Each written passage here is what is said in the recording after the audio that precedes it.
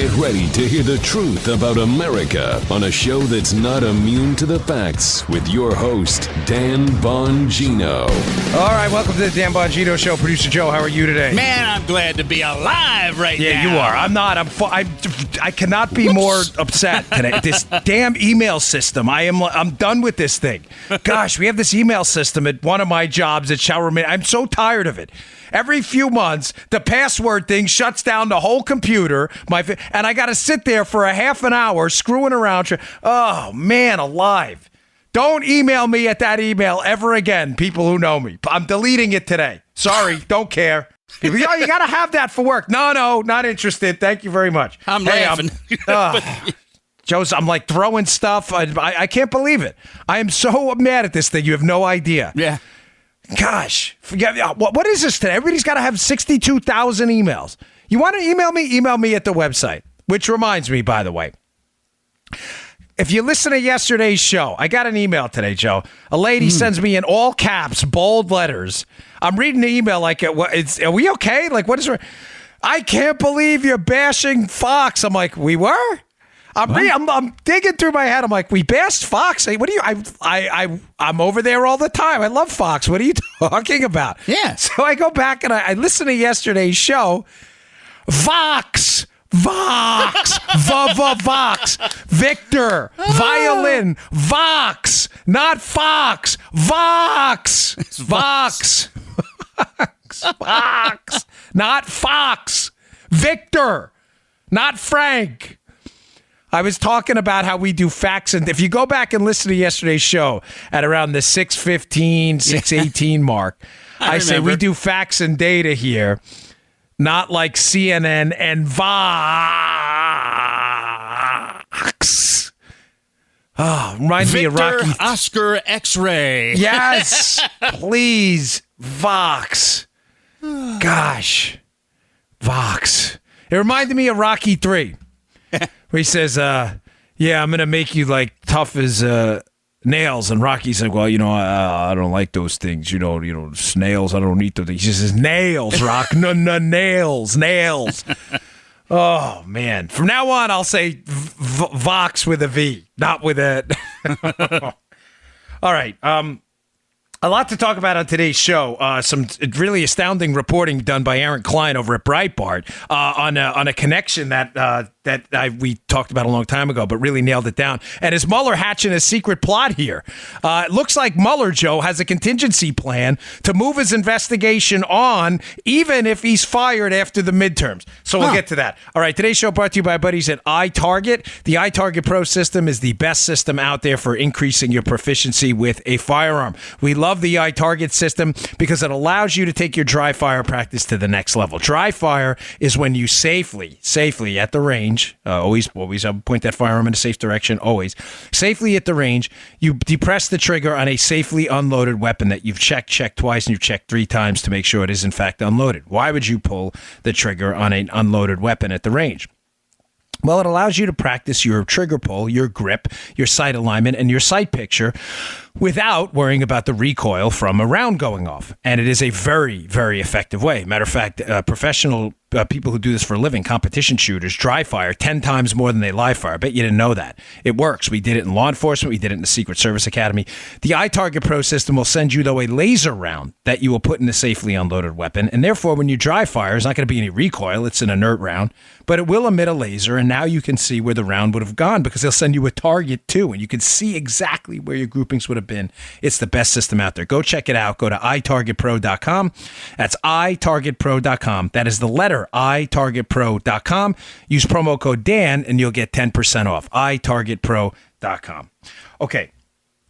So there's a great story at Law and Crime today, Dan Abrams' blog, about Mueller's potential secret plot here to keep his investigation going after this thing ends. And I thought it was a fascinating piece because I think there's some confusion about what could happen here if Trump decides to drop the hammer and starts to get rid of some people and get hold of this out of control investigation and starts, looking at other people. Matter of fact, last night at the rally, Joe, he hinted at a couple of things. Matter of fact, play that cut about what he said about the Hillary Clinton's email investigation last night at the rally. Can have the biggest story about Hillary Clinton. I mean, look at what she's getting away with, but let's see if she gets away with it. Let's see.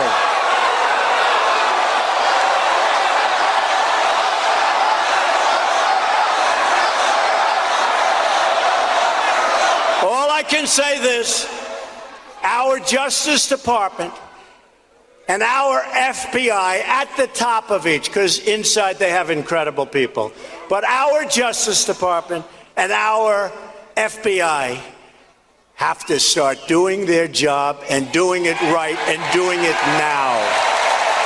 Folks, Trump knows stuff, okay? Remember what I've told you from the beginning here. Yeah. You can't. There's a lot of naysayers out there about the Trump team who, even Trump supporters who shockingly think he's getting played. Now, I believe a lot of negative stuff is happening to him. Obviously, I believe the Mueller thing is a witch hunt. But you can't on one hand say, listen, this guy was politically astute enough to win the presidency and had enough business acumen to, earn billions of dollars over the years. But at the same time, believe he's getting played and he's some kind of a dunce in the White House when it comes to things like the Mueller investigation.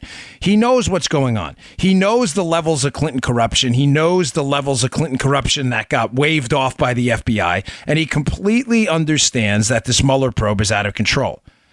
Now, I think there's going to be some action on this after the midterms. I think he understands, and I'll get to in a second a couple of new angles that came up that make this thing even worse. But I think he understands that if justice is ever going to be served, something has to happen in that Clinton probe. They were clearly waved off the FBI, either by the DOJ or by internal bias themselves. Now, the Abrams blog has an interesting angle on this. Apparently, not a contributor, a content producer over there at MSNBC was on the air and suggested that Mueller may be hatching some kind of a plan. This is a suggestion on his part, but it's not out of the realm of possibility that he may be hatching a plot with compliant states' attorneys general to move these investigations, Joe, into the state level courts if Mueller's to be fired and these federal investigations were to go away. These witch hunts into Donald Trump. Not heard this yet. No, it's an interesting angle. Now, here's the difference, folks. Number one, Donald Trump cannot pardon anybody at the state level for state level crimes. He can pardon people for federal crimes, but not for state level crimes. So Trump would be in a bit of a pickle here. Now, I don't mean to tell you this to ruin your Friday at all, but just to get out there the information so you have it to understand the plethora of possibilities available to this anti-Trump witch hunt team out there. Now, that would make for an interesting case of I guess, I don't know what you call justice, because it would be no real political ramifications. I mean, think about it. If the attorney general, if the attorneys general in New York, in California, and places like Illinois or whatever, and I'm not suggesting they're doing this right now. I'm just suggesting to you, well, New York, they're obviously involved in an anti-Trump thing. But these attorneys general, there would be very few political ramifications. Matter of fact, it would likely be a political bonus for them, which would be horrible, because there'd be no, remember the whole idea of a divided government is that there would be checks and balances vertically and horizontally, and that the people would ultimately be the check on the Congress and the presidency by voting them out.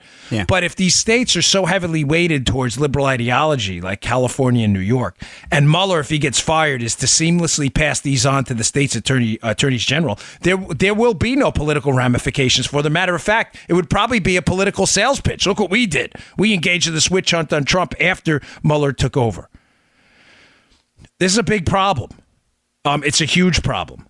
And it goes back to what I said months ago, and it's the reason he should have fired Bob Mueller early on in this investigation, when he realized that Bob Mueller was getting out of control.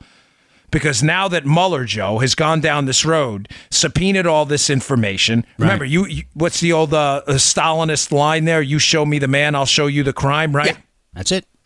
He's gotten so knee deep into this through witness interviews and all this other stuff that he'll find a crime on anyone in the Trump family at this point. We're too far down that road to make all that go away.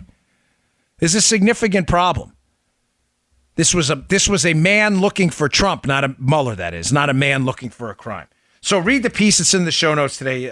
It's interesting. I want to get to some other stuff, but before I do that, some other stories here to cover today. I just want to get to some news on a Friday because there's a lot going down. There was a study put out about mass shootings, Joe, that's been parroted by liberals over and over again because, they love to knock the United States, make us look like complete buffoons on the world stage. And there was a study put out there saying that the mass shootings, Joe, 31% of the mass shootings in the world happen in the United States. And people looked at this study, and of course, liberals embraced it, saying, look how violent we are. I mean, I don't know what it is with liberals and their this love affair with knocking the country and sweeping the leg. I just don't understand it. I mean, I understand why they do it, but I can't get into that mindset. I mean, obviously, I'm a patriot. I don't understand why you would want to knock the place that has given you so much. So the story and the study, John Lott at the Crime Prevention Research Center came out with a counter study showing that this thing is entirely bunk, Joe. Not only is the United States not home to 31% of the world's mass shootings, I'll read to you from the piece because it's interesting how I always love to debunk how they did it so you can tell your liberal friends not only that they're wrong, but why they're wrong.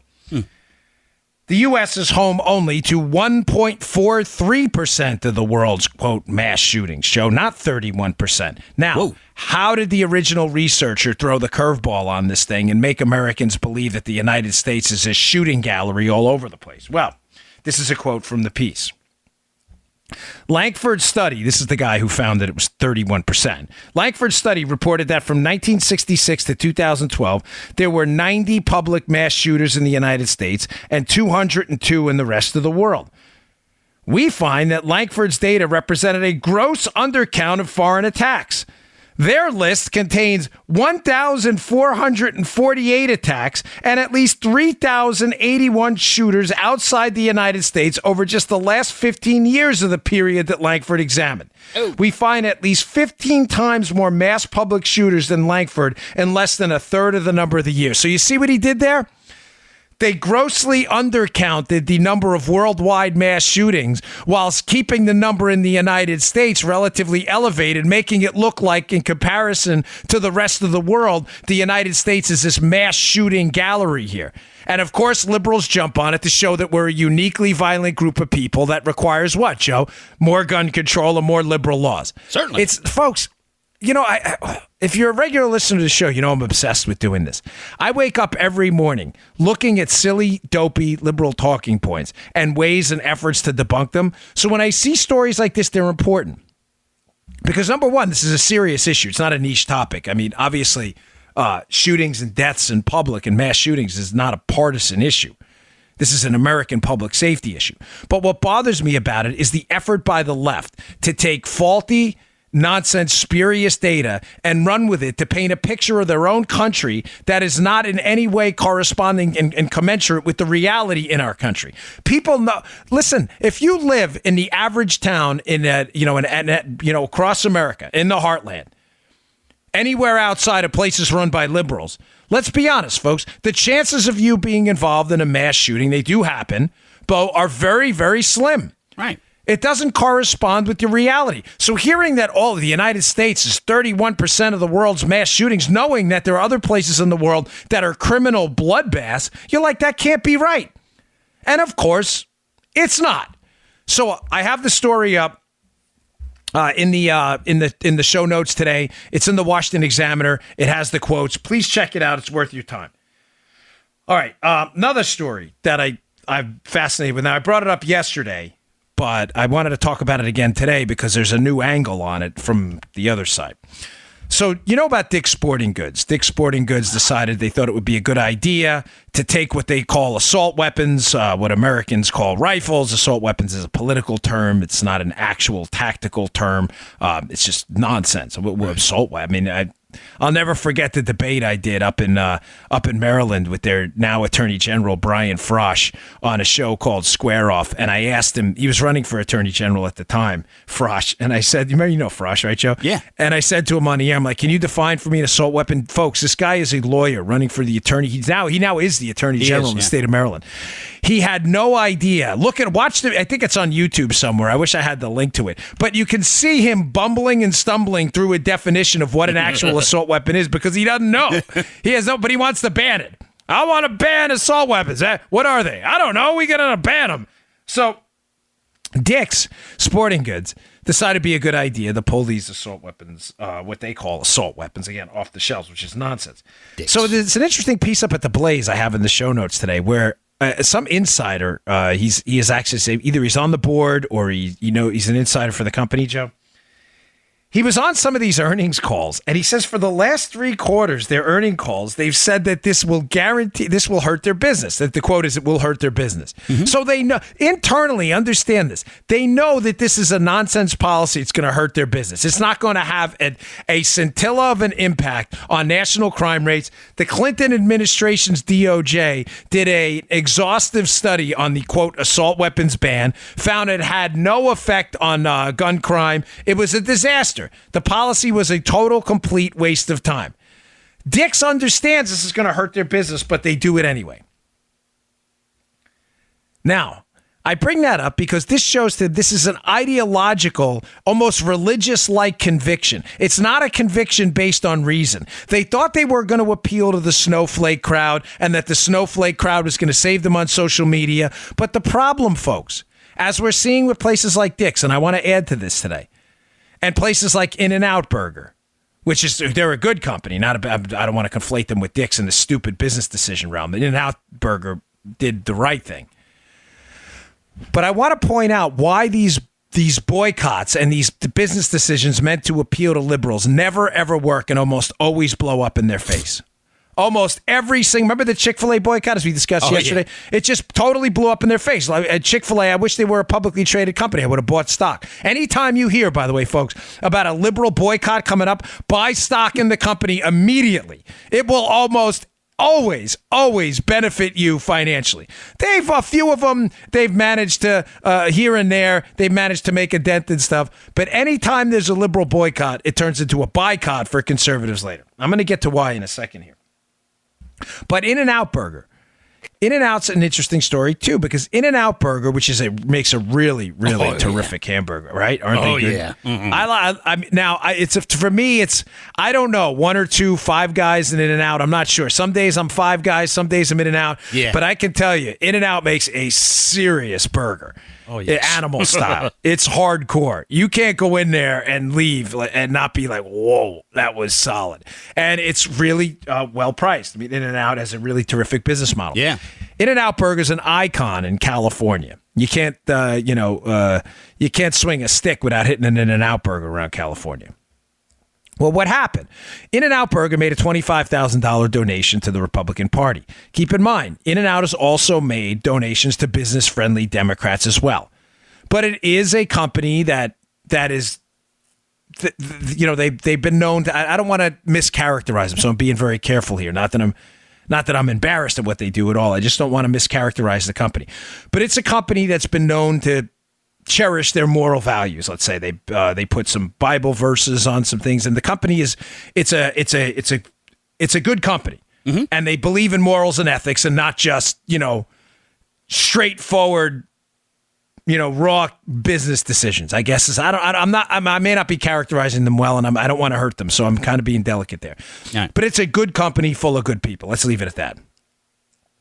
So, of course, some dopey Democrat who is a member of the Democrat California Party operation over there finds out about this $25,000 donation, even though they've also donated to business-friendly Democrats as well, and over his Twitter account calls for a boycott of In-N-Out Burger. Well, this thing has blown up in their face dramatically. Let me read to you from a piece because this is a beautiful thing.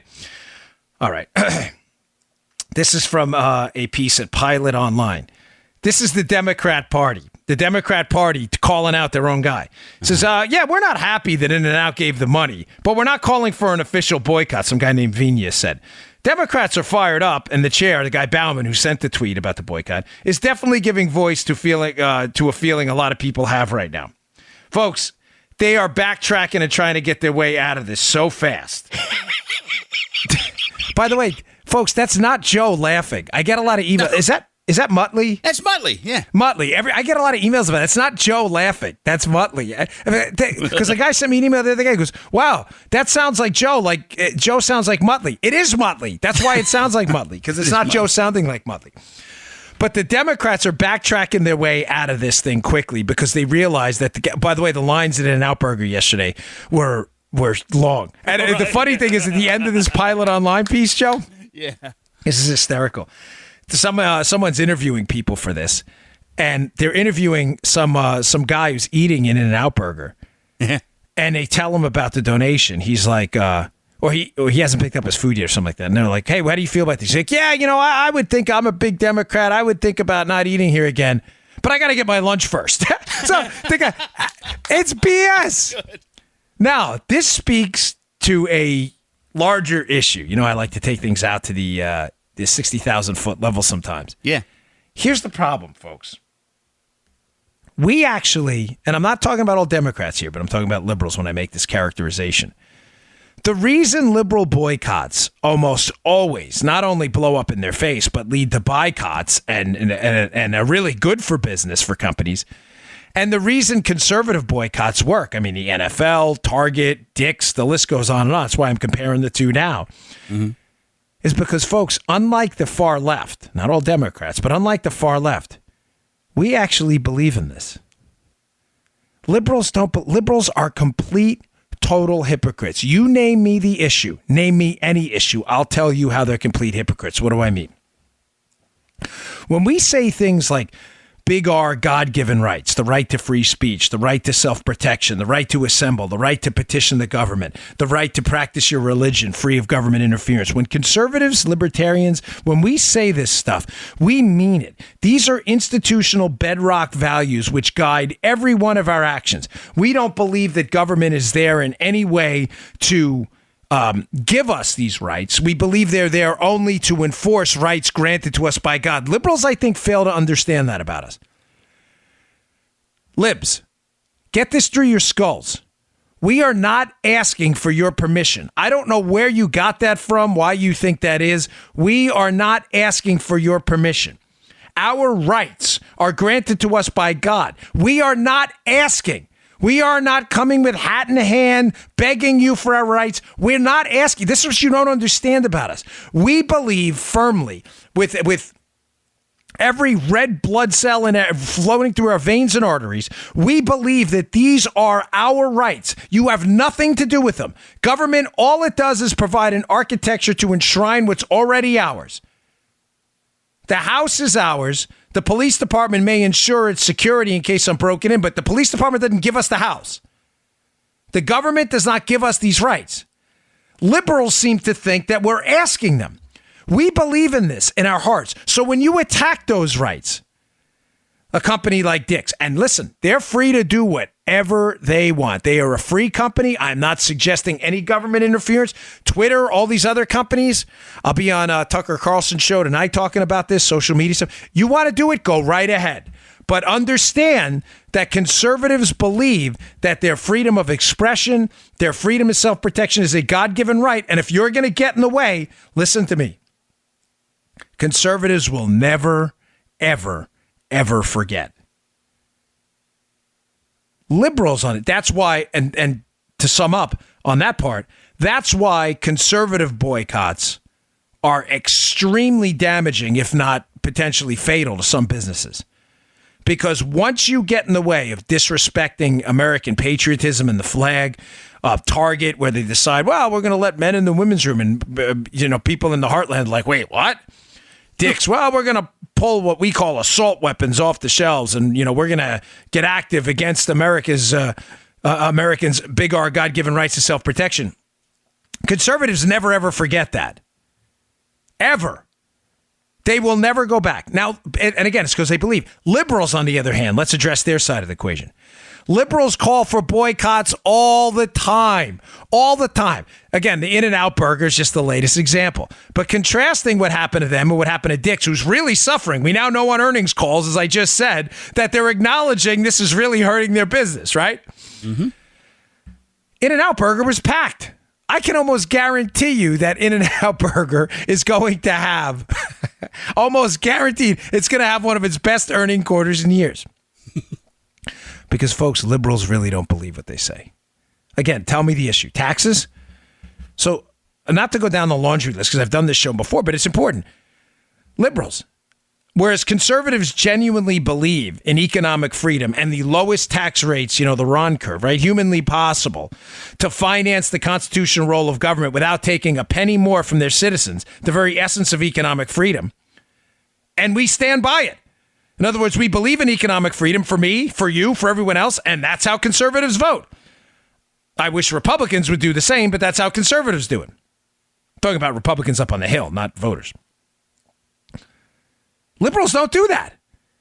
Liberals will sit there and lecture you over and over about how wonderful big government, heavy tax states are, Joe. Over and over, nonstop. Oh, taxes are so wonderful.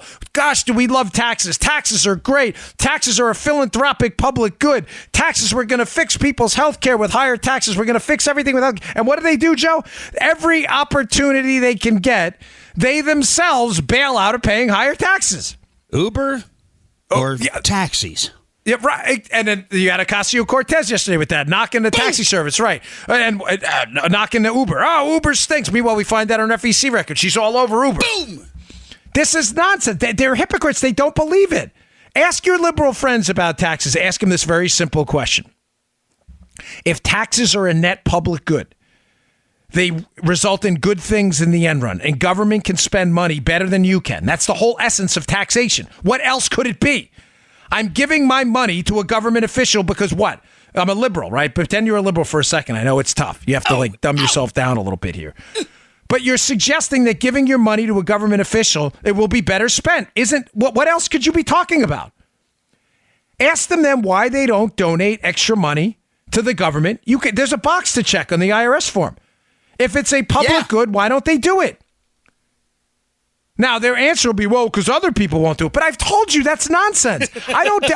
My charitable donations don't depend on what my neighbor does. Why? Because I think charity's a public good. Now, listen, I'm not suggesting that I should be lauded. I'm not lauded for. I don't donate enough to charity. I'm being candid. I wish I donated more, and I'm going to. But my charitable donations now do not depend at all on what my neighbor did. At all. Because I think they're a public good. I donate my time. I donate other things.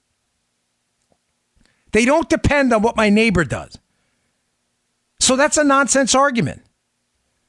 The left, and I went on a long about that, but name any issue. Gun control. Well, we believe in gun control. Dude, you have bodyguards. These Hollywood elitists. Yeah, but not gun control for me. Yeah. What are you talking about? I meant gun control for you idiots. School choice. School choice. We're going to drain money from public schools. Dude, your kids go to a private school. You don't even send your kids to public schools. Yeah, but that's different. They're my kids. What do you mean that's different? I thought you believed in equality, right? Equality for everyone. I mean, they're total hypocrites. They don't believe any of this. That's why when a company like In-N-Out, when liberals and Democrats call for a boycott, one, it blows up in their face because conservatives show up right away just to stick it to them, and liberals show up right away because they don't believe it. They don't believe it. They don't believe in anything they say themselves. If they don't believe in it enough to even stay out of the businesses, because they know this is stupid. I'll give you the perfect example. Then I'm going to move on because I got a lot to cover today. Sorry about the slow opening of the show. I mean it. I was so frustrated by this email thing. Joe was like, there's like dents in my desk. I have really big knuckles for boxing. There's like 5 holes in the desk right now for me. I was so PO'd. What I say before we start to Dan, I take a deep breath now, Dan. Couple deep breaths. Was I fired up? I was really pissed. So my apologies for the beginning of the show. This email thing drives me. Huh?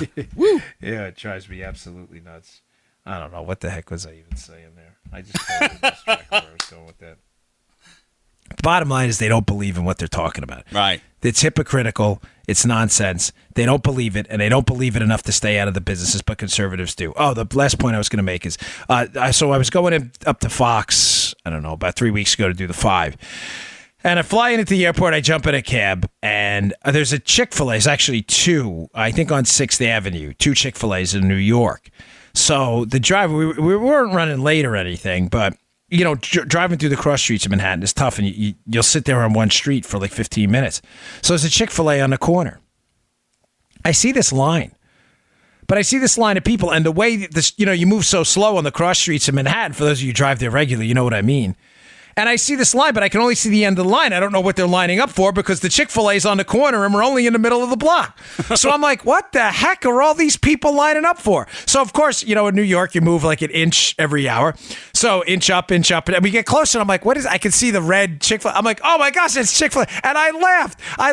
I think I even said to the driver, I'm like, this is hysterical. Like the most liberal place in America, Manhattan, or one of them, probably maybe behind San Francisco or whatever.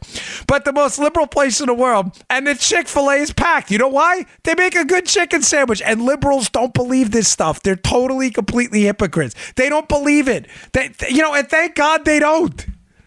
They don't believe it. They're all hypocrites. John Kerry, we don't need to pay higher taxes. John, you parked your boat in Rhode Island to avoid tax. Yeah, but not me. I don't need to pay higher tax. What are you talking about? Oh, such frauds. The line was down the block. I'll never forget that. I'm like, what are we looking at? What are they lining up for? Are they giving away free gold bullion? No, they're selling chicken sandwiches. Not a chicken alive anywhere near Manhattan after that one. All right. I guess.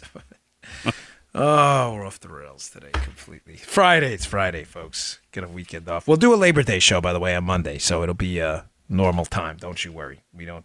Joe and I don't take days off. We love you too much. We don't want to lose our audience. Okay, today's show also brought to you by our buddies at Lending Club. Lending Club. Listen, for decades, credit cards have been telling us buy it now and pay for it later and pay the interest too. No good. Definitely not good. It's the quickest way to finding yourself in a real bankruptcy black hole. Despite your best intentions, that interest can get out of control fast. In some cases, real fast, depending on how high that balance is.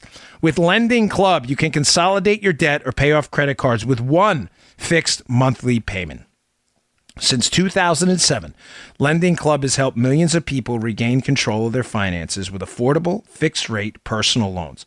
No trips to a bank, no high-interest credit cards. Just go to lendingclub.com, tell them about yourself and how much you want to borrow, pick the terms that are right for you, and if you're approved, your loan is automatically deposited into your bank account in as little as a few days. How easy is that? Lending Club is the #1 peer-to-peer lending platform with over $35 billion in loans issued. We love Lending Club. Check them out. It's a great company. Go to lendingclub.com/Dan. That's lendingclub.com/Dan. Check your rates in minutes. Check your rate in minutes and borrow up to $40,000. That's lendingclub.com/Dan. lendingclub.com/Dan. All loans made by WebBank, member FDIC, equal housing lender. Check them out. We love Lending Club. Thanks for joining the team, guys. Okay. Poor wife's always going to deal with me.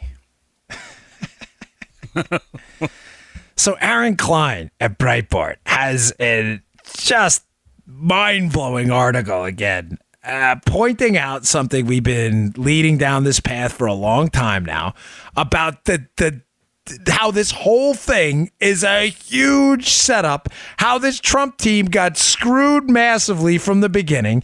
And I keep telling you, one of the reasons they keep focusing, the Democrats and the media, you always know you're over the target with them with the backlash, right? Yeah. One of the key things they keep focusing on is what? This Trump Tower meeting with Don Jr. Oh, these Russians met with Don Jr. and Paul Manafort at Trump Tower in 2016 in June. This is evidence of collusion. Folks, I have told you from the beginning, this meeting is absolutely devastating. But it's not devastating for the Trump team. It's devastating for the Clinton team and the Justice Department because the people who show up for this meeting are deeply tied to the Clintons. Deeply tied. Ladies and gentlemen, this is a setup. I'm telling you, this was a setup. You see this piece at the show notes today by Aaron Klein. It's fantastic. Let me just read to you. There we go. This is the opening of the piece. Check it out in the show notes at Bongino.com. Thanks for all the web traffic, by the way. It's been absolutely terrific. Now, I've gone into this in the past, how the players at the meeting are all deeply tied to either Hillary Clinton or entities tied to Hillary Clinton. So apparently Klein got his hands on some information that was presented to the Senate committee. So that the people that show up to the meeting, right? Natalia Veselnitskaya, the Russian lawyer, Rinat Akhmetshin, a former, a Russian connected deeply to their intelligence operation, and a translator with connections to the State Department, even when Hillary was there. All of these three players have substantial ties to people connected to Hillary Clinton. But Klein's revelation is this. This is interesting. He talks about this correspondence presented to Senate investigators. Mm-hmm. The correspondence is part of a series of exhibits provided to Senate investigators and reviewed by Breitbart News, which took place in the weeks leading up to the Trump Tower meeting. This is fascinating. Earlier this week, Breitbart News cited witness testimony saying Lieberman. Now, who's Lieberman? Lieberman is the attorney. This guy named Ed Lieberman is the attorney for the Russian former intel officer connected guy that shows up to this Trump Tower meeting. So Lieberman's the attorney. Let me read that again. Breitbart News cited witness testimony saying Lieberman was present at one and possibly two dinner meetings between the controversial Fusion GPS firm and key participants in the infamous June 2016 Trump Tower meeting. Also, Lieberman met with one Russian participant the same day of the Trump Tower meeting, according to separate testimony. Why does this matter, folks? Folks, Ed Lieberman's wife was on Bill Clinton's staff. Matter of fact, was involved in the Lewinsky case. Do you believe this? So now this is not a new connection for if you've been listening to the show. This connection was made here a long time ago. So what's new about it? What's the new information? In the Breitbart piece, Joe, Aaron Klein has actual photos in the piece of email logs from Lieberman to the participants in this meeting. Guys, what have I been telling you forever? I'm telling you this was a setup. This from the start was the setup. Here's what I think happened. This is all starting to come together now. This will be quick because then I want to just bounce out to some new information that came out yesterday in some hearings too, which is also important. But this is why this is critically important. Here's what I think happened here. Fusion GPS, which is the company hired by the Clinton team to go gin up the info on Trump. Keep in mind, always, don't ever forget this. Fusion GPS is working on another case as well. They are working on an effort to get rid of the Magnitsky Act. The Magnitsky Act is a Ben Cardin, United States Senator, who I ran against, ironically, effort to sanction Russians involved in the death of Sergei Magnitsky from doing business and entering the United States. It's called the Magnitsky Act. Why do the Russians want to get rid of Magnitsky? Well, obviously, because Russian-connected oligarchs were prohibited from doing business and traveling to the United States. So they don't, no one wants to be on that list. So please track where I'm going with this. Fusion GPS is not only working for Hillary to gin up information on Trump, they're working for the Russians as well to get rid of Magnitsky. These are two tracks. They're taking money at the same time from Russian interests getting rid of Magnitsky and also from Hillary Clinton. So what happens here? This Trump Tower meeting that they try to get, the Russian lawyer through the British publicist, serves two purposes for them. Now is it making sense? Why Fusion GPS, this Trump Tower meeting in June, is such a winner for them? They pitched to the Trump team through a British publicist, hey, we got this information on Hillary. Don Jr., please meet with these Russians. They've got all this negative information on Hillary. Now, Don, again, I know Don Jr., if they go back and change it, obviously would not take the meeting again. It was a bad idea. Was it criminal? Absolutely not. Absolutely not. Bad idea? Yes. Point stipulated. Having said that, I'm not providing cover for, I know it may sound that way, but that's fine. I'm willing to accept the heat. I really believe Don Jr. was just being a good guy. He thought, all right, whatever. His buddy, this guy Goldstone, sends him an email. You know what I'm saying, Joe? Well, take the meeting, whatever. You could tell by his, by the way they talk about it. Mm-hmm. It just seems like he's taking the information from this friend. They take the meeting, right? This meeting serves a twofold purpose for Fusion. They kill two birds with one stone here. Why? Joe, they don't have any information on Hillary to pass. Mm-hmm. How do we know that? Because when they show up at the meeting with Don Jr., the Fusion GPS team of Akhmetshin and Veselnitskaya, Veselnitskaya is connected to Fusion GPS, when they show up at the meeting, they don't say anything about Hillary Clinton because they don't have anything. Right. So purpose number one, get the meeting with Don Jr. When you get the meeting, even though you don't have anything on Hillary, use the meeting to show, look, this was attempted collusion. Now, keep in mind, collusion, although it didn't even happen in this case, is not a crime, but attempted collusion is even less of a crime. But do you understand the two purposes here? I'm going to get to the second one in a minute. Purpose number one, if we can get this meeting under the guise that it's about Hillary Clinton's emails, we've got them hook, line, and sinker because we can go back later on in insurance policy and say, look, they were attempting to collude with Russians. Now, they didn't have any information on Hillary. So what's the second purpose of the meeting for them? The second purpose of the meeting for them is once they get in the room, even though they have nothing on Hillary, they might as well take advantage of the opportunity with the president's kid, and at that time, an influential member of his campaign, Paul Manafort, Joe. And what did they start talking about in the meeting? Magnitsky, that Fusion GPS is taking money from Russian connected interests to get rid of that too. This was a two birds with one stone thing. Now does this make sense? This is beautiful. Now, through this email exchange log between Lieberman, who's unquestionably connected to the Clintons, and who's acting as a lawyer from one of the participants in the meeting, Akhmetshin, the former, Russian connected intel guy. It is a long stretch for me not to believe that this guy whose wife was a close Confederate, a close companion of the Clinton family, that this guy is not passing information back to the Clintons is outrageous. It's strange credulity. Not to mention Fusion GPS, who's working for the Clintons, clearly knows about the meeting because they meet with the participants of the meeting before and after. And now, at least according to this reporting, it looks like this guy Lieberman, who is intimately familiar with the Clintons, is meeting with them and emailing them too. Folks, this is a critical component of the debunking of the entire Russian hoax. They are using this Trump Tower meeting to prove attempted collusion, the fact that Don Trump Jr. took the meeting. Keep in mind, they are doing this because they're hiding the real intent of the meeting, which is their corruption, not the Trump teams. This meeting clearly had a twofold purpose. Set up the Trumps later on in case they won the election to be able to say, look, they took the meeting, attempted collusion. And number two, lobby against Magnitsky, which Fusion was being paid for. That's the whole purpose of the meeting. That's why this meeting was such a beauty for them. This thing checked so many different boxes. Joe, does that make sense?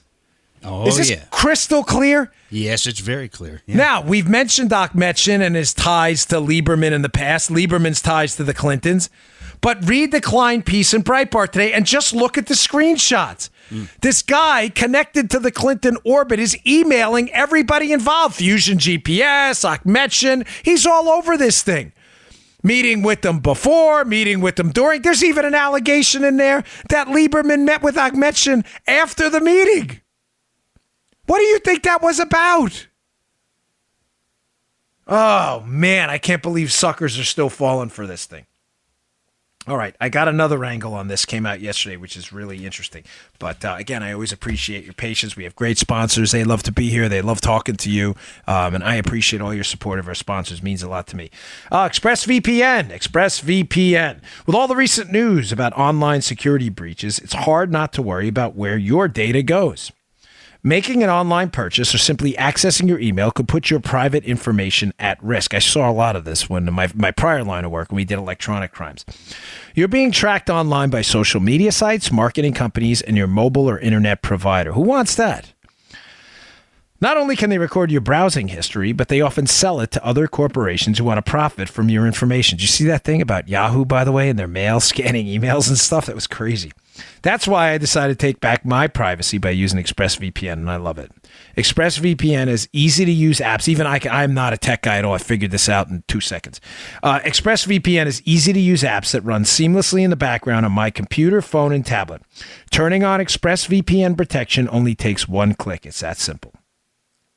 ExpressVPN secures and anonymizes your internet browsing history by encrypting your data and hiding your public IP address. You don't want people seeing that.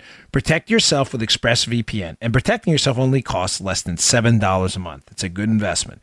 ExpressVPN is rated the #1 VPN service by TechRadar and comes with a 30-day money-back guarantee.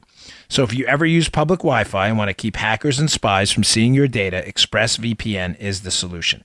And if you don't want to hand over your online history to your internet provider or data resellers, ExpressVPN is the answer. Here's what you do. Protect your online activity today. Find out how you can get 3 months free at expressvpn.com/Bongino. expressvpn.com/Bongino for 3 months free with a 1-year package. Visit expressvpn.com/Bongino to learn more. That's a V. V's have been very prominent today, given the intro to the show. Yeah. Vox. If, by the way, just one last thing on that. If you ever, I love Fox. I can't say that enough. I love the people there. I have friends there. If you ever are confused about that again, please email me the question before you start attacking me. I'm reading that this morning like, I went after Fox. This is crazy. Did I? I don't remember that at all. Oh, man. I get a lot of emails. I enjoy them. They're fun. My wife and I both like reading them. Okay. Catherine Herridge, Fox News, another great report today. Having the show notes at Bongino.com. She does really amazing work. I actually have never... if I met all the people at Fox, you run into most of them in the green room. You know, they have 2 big studios. Well, they have studios all over, but the big ones are in Washington, D.C. and New York. And when you're hanging out in the green room before a show, you pretty much run into everybody. They come in and people got to do hair and makeup. But I don't think I've ever run into her. But she does some really terrific work. I have a piece up by her at foxnews.com at the show notes today. I strongly recommend you read because... Joe, Bruce Orr, right? Yeah. Bruce Orr, the Justice. Remember how I always refer to the Spygate scandal? It's actually 3 sub-scandals. An information laundering operation to clean the money, to clean the information. They were getting shady information. They had to clean it.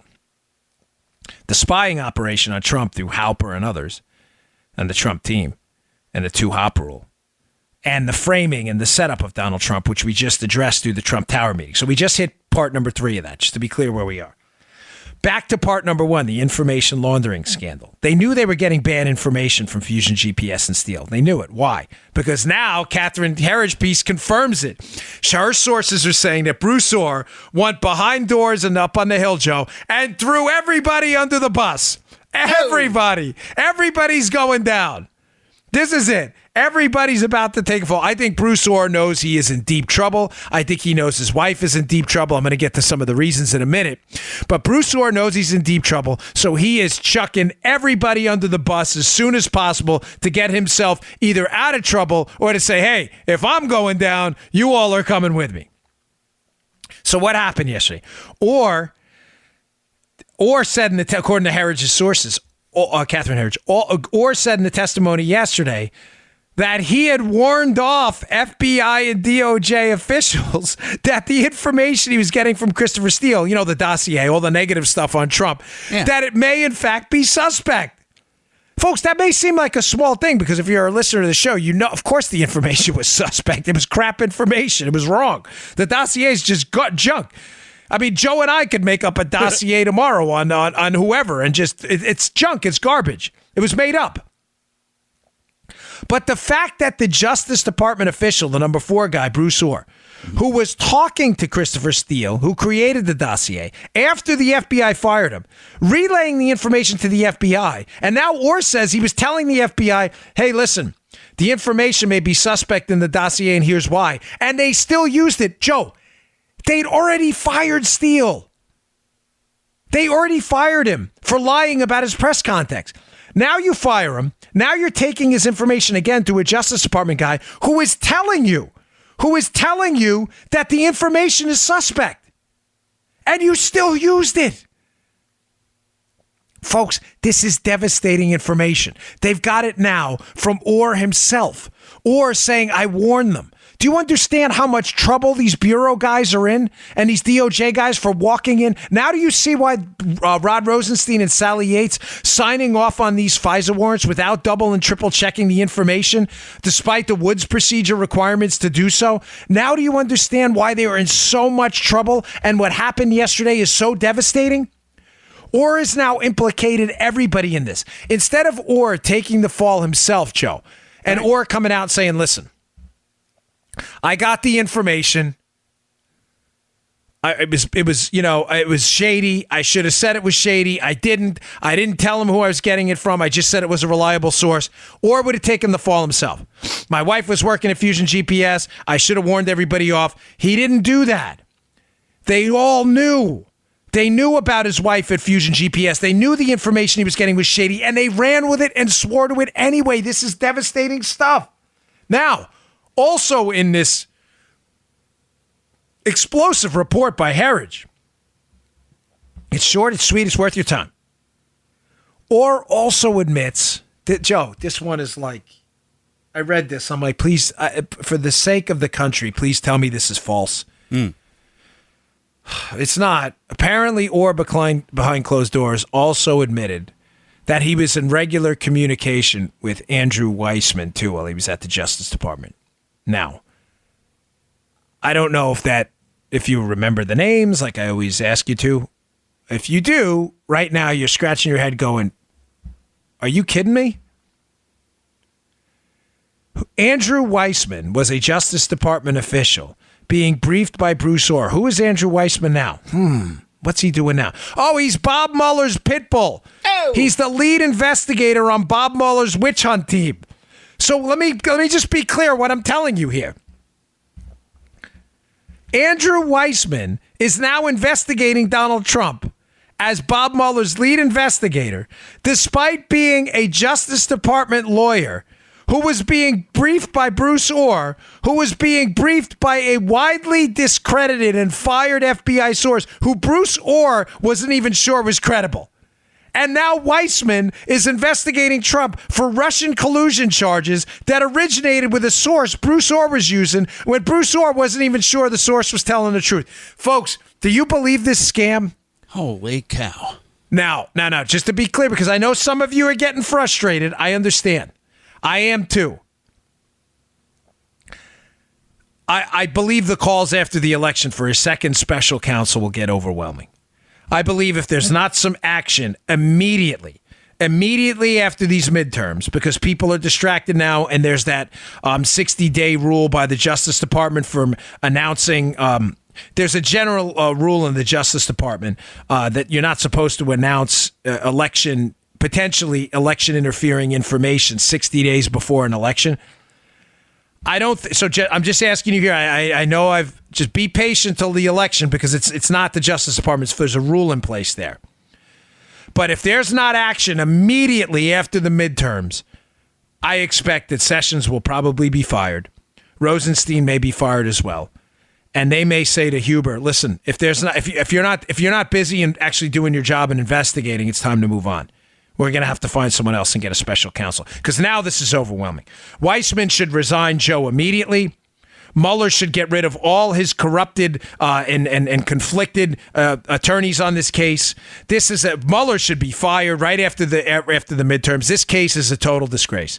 It's a total embarrassment. Listen to what I just told you. The lead investigator on Mueller's case was being briefed by a guy in the Justice Department who had no nexus to this case at all, who on his own had his wife working for a company working for the Clintons and was taking information from a source who fabricated this whole collusion thing and fed it to Weissman, while Weissman is using the collusion thing to investigate Trump. I know, Chewy. It's unbelievable. And people and liberals out there, Joe, still defend this thing. It just goes to show how corrupt and tyrannical these liberals are. They are so corrupt. It is just astounding that you can support this disaster. Now, just a couple quick points and we'll roll for the weekend. Why is this so devastating? And when I say this, I mean Orr taking information from Steele after he was fired, acknowledging to people it was probably not true, that it was suspect, acknowledging that Steele's motives were probably just a dislike of Trump, and then using the information anyway. Well, it's a BFD because in the FISA applications to spy on Trump, there are 3 things missing that are unquestionable material facts that this judge should have been informed of and that FBI agents and DOJ officials signed off on. Number 1 thing missing. There is no mention of Bruce Orr at all, according to people who've seen the applications. None. When Trump declassifies this, that's going to be devastating. So let's be clear on this. Steele's talking to Orr. You're using the information in a FISA warrant, but nobody mentions in the FISA warrant that it came from Orr, whose wife is working for the company being paid to get the information? That's kind of important. There's no mention anywhere of Hillary Clinton paying for this information in the FISA warrant. There is also no mention anywhere in the FISA applications of Steele's statements to Orr, which he took notes on, Joe, saying how much he hated Donald Trump and wanted him not to be elected president. Astounding. 3 incredibly important material facts omitted from the FISA applications to spy on the Trump team. Now, I want to leave you with this. The Dems are trying to spin this because that's what they do, Joe. The Democrats realize they are in deep, deep trouble here. So if you read the end of the Catherine Herridge piece, I strongly encourage you to check it out. It's really good. The Democrats, the gist of their spin was, well, this isn't a big deal, Joe, even though Orr was the number 4 at Justice. It really wasn't his job to vet the information. It wasn't his job to vet the information? Yeah, no kidding. It was the FBI agents and DOJ who already knew Orr's source because Orr told them they already knew he'd been fired. Why? Because they fired him. This is the best defense you have? Well, Orr was just getting information from Steele and he had no capacity to vet it, so he passed it on to the FBI. What? In the course of 12 meetings? The FBI debriefed Orr 12 times. There's records of it. At some point, do you think the FBI in the records of that meetings, Joe? Do you think the FBI should have said to Bruce Orr, hey, you know we fired this guy because he lied to us before? And even worse, Orr's telling them I don't even trust the information, and yet they still continue to get it from Steele. This is the best you've got? No kidding, it wasn't Orr's job to vet the information. It was the FBI's. The same FBI, by the way, that fired Steele while they were still getting information from him later on through Orr. This is so stupid of a defense. It's hard for me to explain it to you. Please tell me you get this. The FBI's, the Democrats realize they're in a bind here. So they're saying, well, Orr was an investigator. He's a DOJ lawyer. The FBI was. The FBI fired Steele. They already knew that he was fired, and they still went back to use him through Orr. That's not a defense. That's an indictment. Unbelievable. All right, folks, thanks again for tuning in. I got a great article up at the show notes, too, also from Bongino.com. Matt Palumbo, regardless of your position on foreign policy, the facts should be relevant. And Matt has a really great piece on the real records on Russia, Trump versus Obama. Listen, the facts should matter, and I think you'll see clearly that whether you believe in a more nationalist foreign policy or a more globalist foreign policy, I think you know where I stand. I wish we would kind of pull back a little bit from a lot of this. But the piece is pretty conclusive that Trump has been pretty tough on Russia. So go check that out at Bongino.com. It's at the show notes today. Sorry for the opening of the show. You mean a lot to me. I don't like to even ruin 10 minutes of the show, but I was just a little upset today. And I don't like to hide it from you. All right, I'll see you all on Monday. Thanks a lot, folks. Appreciate it. Another great week of listens. Thank you. You just heard The Dan Bongino Show. Get more of Dan online anytime at conservativereview.com. You can also get Dan's podcasts on iTunes or SoundCloud. And follow Dan on Twitter 24/7 at DBongino.